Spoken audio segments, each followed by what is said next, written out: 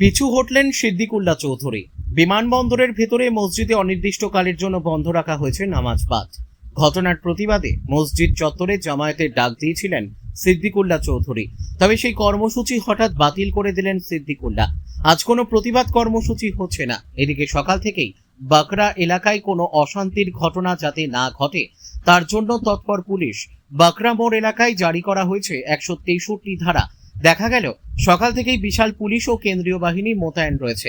সিদ্দিকুল্লাহর প্রতিবাদ কর্মসূচি বিমানবন্দর অন্দরে মসজিদে নমাজ বন্ধের নির্দেশের পর থেকেই বিতর্ক তৈরি হয়েছে।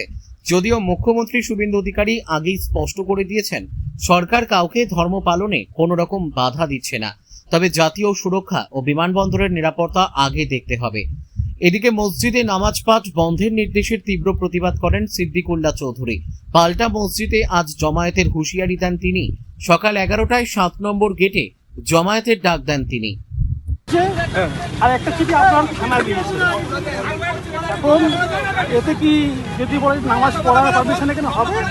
না না, অন্য জায়গায় পড়ে নেবো। আমরা একটা চিঠি দিয়েছি, পারমিশন এসছে কেউ কি স্যার? দিয়েছি, না না, কিছু পারমিশন কেউ দিয়েছি, কিছু নেই, কিছু না কিছু না, পারমিশন। জোর জবরদস্তি কিছু নয়।